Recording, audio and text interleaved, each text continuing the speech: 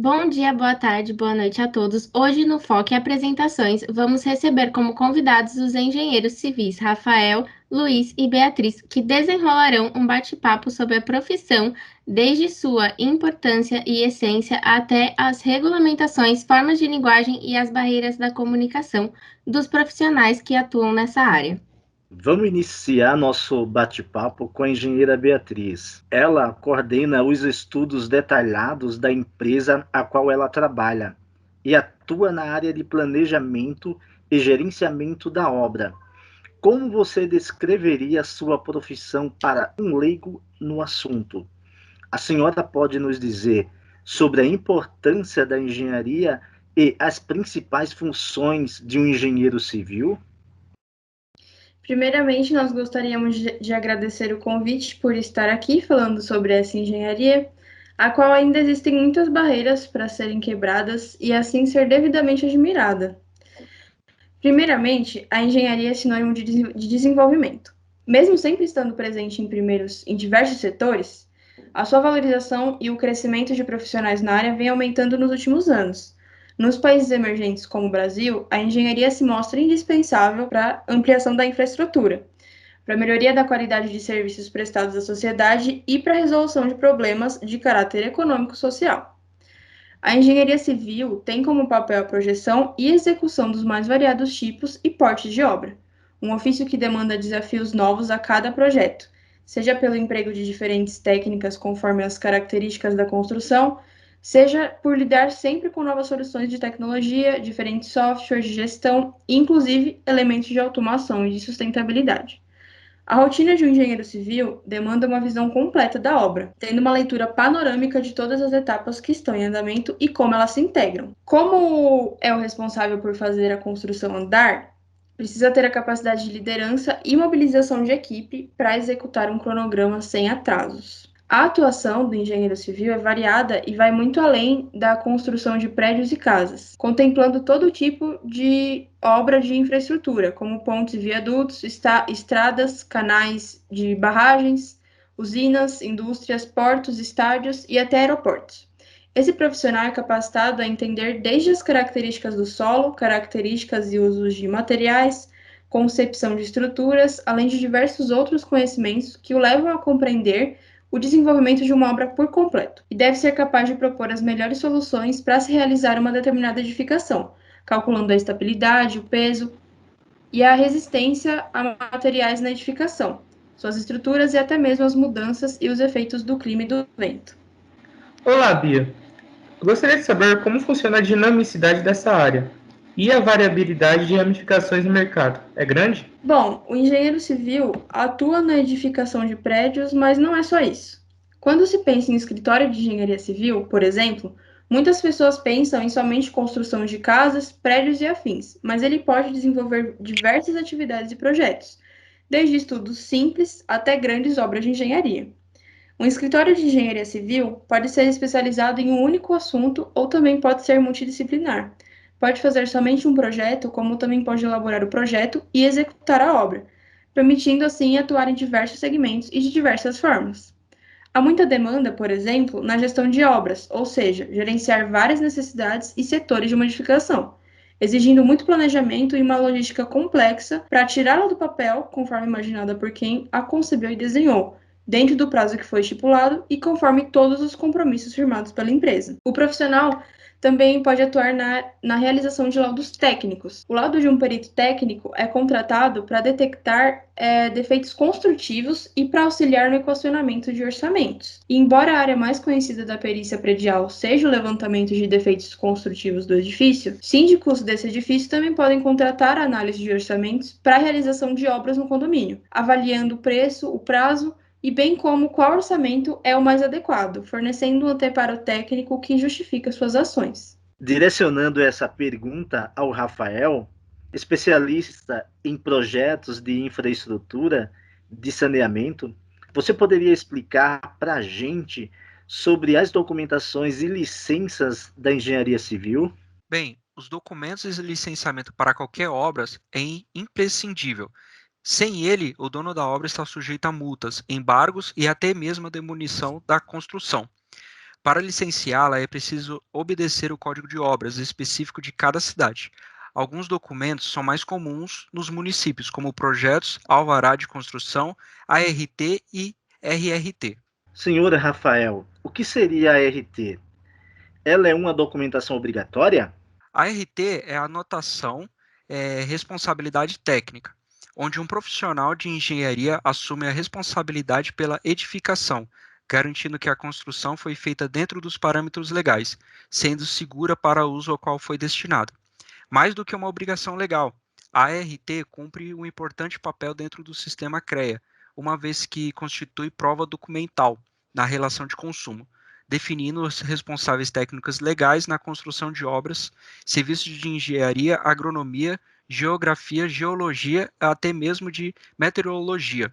Criada pela Lei 6.496/77, a RT é uma declaração obrigatória que todo profissional do Conselho deve emitir em qualquer atividade técnica, seja projeto, execução, fiscalização, orçamento, laudo técnico, enfim, qualquer procedimento laboral.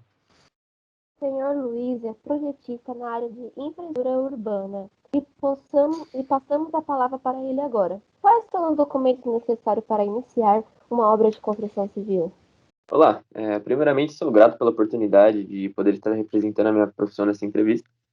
E, bom, os tipos de documento e também a quantidade dependem muito do tipo de edificação que está sendo construída e também da área que ela vai ser utilizada. E vale sempre consultar o Código de Obras do seu município e também da Lei de Zoneamento e NBRs específicas, como a NBR 9050, que trata sobre acessibilidade. Em uma obra, vocês engenheiros devem se preocupar com o licenciamento ambiental? Sim, é de extrema importância se preocupar com esse licenciamento ambiental. Ele é o que resguarda o sistema ecológico local da implantação da edificação. Então, desse jeito, o responsável pela construção, ele deve garantir que a obra não afete o sistema local a um ponto de destruí-lo, dando alternativas e compensando o desmatamento, desde a fase do canteiro de obras até o resultado final. E para isso é necessário pelo menos 3 licenças, são o licenciamento prévio, a licença de instalação e a licença de operação. Essa medida tem como objetivo promover e garantir a busca por um desenvolvimento sustentável, e o seu descumprimento pode acarretar em multas e até mesmo a paralisação da obra. Gostaríamos de saber como funciona o alvará de construção civil. Vocês podem explicar como os engenheiros obtêm esse alvará e quais as consequências caso uma construção se inicie sem ele? O alvará de construção civil nada mais é do que a aprovação do projeto legal na prefeitura, onde está localizada a obra. É ele que garante que o projeto está de acordo com as normas e exigências legais naquele território. Com o Código de Obras e a Lei de Zoneamento, o alvará define prazos e o responsável técnico pela edificação, aquele que deve ser procurado quando os fiscais da prefeitura forem visitar o local. Devido à importância deste documento, ele deve ser fixado em um local visível e seguro no canteiro de obras. Para conseguir o alvará, o primeiro passo é a contratação do arquiteto, pois este profissional está mais familiarizado com as leis de uso e ocupação de solo e as taxas de ocupação, a área livre mínima do lote, a área permeável e outras, parâmetros utilizados pela prefeitura para analisar o processo. Caso uma construção se inicie sem um alvará, a obra e a empresa ou profissional responsável por ela ocorrem sérios riscos de multa ou até mesmo de embargo. As consequências mais graves é a responsabilidade civil e criminal do dono do terreno. Caso ocorra acidentes de trabalho ou serviços realizados que danifique construções vizinhas ou mesmo cause sobramentos, perdas de privacidade, entre outros. E a documentação de registro, como funciona? Bom, o registro é um documento que assegura o direito da propriedade de um imóvel ou de um terreno a uma determinada pessoa ou empresa. O documento é elaborado em um cartório e serve para resguardar o proprietário, provando que ele é o dono de fato, cabendo ao Estado a garantia desse direito. Com o registro e o consentimento do proprietário, você garante a legalização de uma construção. Esse projeto não passa na prefeitura sem essa análise de registro de terreno, mas caso seja encontrada uma construção que seja feita em um território de outro proprietário, esse tem o direito de requerer a reintegração de posse e além de processos na esfera civil e criminal. Falando sobre a regulamentação, qual é o órgão que administra essa área de engenharia civil? Bom, quem administra essa área é o CONFEA, um Conselho Federal de Engenharia e Agronomia. Ele determina quais serão as atividades, os direitos, responsabilidades, competências e também os campos de atuação em que o engenheiro civil vai poder atuar e que está de acordo com as leis. É ele que vai estabelecer qual a lei e qual o limite de atuação desse profissional. Os profissionais habilitados só poderão exercer após o registro no Conselho Regional de onde ele exercer a profissão. como por exemplo o CREA. Aproveitando a deixa dessa parte mais burocrática, gostaria de saber qual a utilidade dos nomes técnicos do ramo civil, o órgão responsável e as coisas do gênero. Você pode me falar sobre? Bom, nós buscamos formas mais claras para poder adaptar a linguagem na área da construção civil e também para acelerar processos dentro das obras, fazendo assim com que engenheiros e técnicos, ao lado de outros funcionários como pedreiros, marceneiros, ajudantes, encontrem um método de produzir seus relatórios e textos descritivos de uma maneira mais técnica e que possua valores significativos, trazendo assim entendimento claro para a esfera de comunicação entre esses profissionais. Por exemplo, ao invés de falarmos que precisamos de uma curva arqueada a uma superfície, a fim de proporcionar melhor escoamento da água ou acabamento estético, falamos apenas que iremos abaular determinada superfície. É uma forma mais prática e rápida de acabar se comunicando, até mesmo porque dentro desses ambientes tudo acontece de uma forma mais agitada. Então essas formas de linguagem nos ajudam para o melhor desenvolvimento desses procedimentos. Essas normas são desenvolvidas pela ABNT, que é a Associação Brasileira de Normas Técnicas. As NBRs para a construção são uma forma de organizar e permitir monitoramento e controle em todo o processo da obra, além de atestar conformidades dos materiais utilizados na construção, como padrões de qualidade. As NBRs também contribuem para o aumento da produtividade e para a segurança e redução de custos.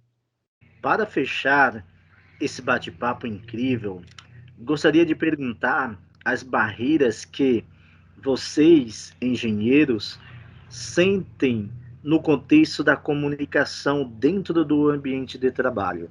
Bom, é uma ótima pergunta. Podemos dividir os obstáculos para a comunicação clara e efetiva em organizacionais e interpessoais. Dentre os organizacionais, temos 3 boas barreiras a serem analisadas. A primeira são os níveis hierárquicos, que é nada mais do que a dificuldade vertical, podendo ser ascendente ou descendente, no fluxo de comunicação. O segundo tipo é a autoridade gerencial, quando há uma pessoa em um cargo ou estado superior ao nosso. Isso gera certo intimidamento e também dificulta a fala e a escuta dentro de uma empresa. Em terceiro e último, podemos falar da especialização, onde uma pessoa mais especializada em determinado assunto está exercendo seu cargo e acabamos ficando com certo receio de ir até ela, por insegurança de que podemos falar algo de errado. Já as barreiras interpessoais, que são causadas pelas imperfeições humanas, são divididas da seguinte forma. A primeira é a percepção seletiva, que seria julgar pela aparência ou pelo estereótipo de determinada pessoa, sendo até mesmo pela fala ou ação que você presenciou em algum momento muito específico, já criando um preconceito sobre ela